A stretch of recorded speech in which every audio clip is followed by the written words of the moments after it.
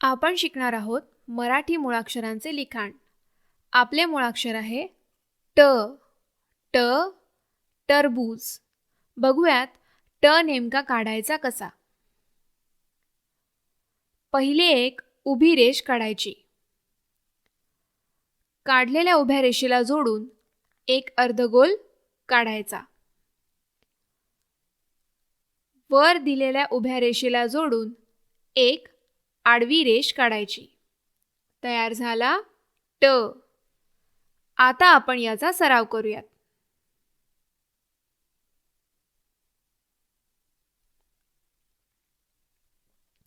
ट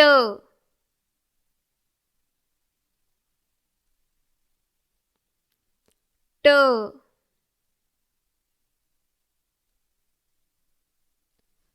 ट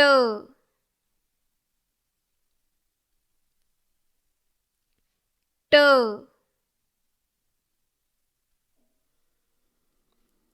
ट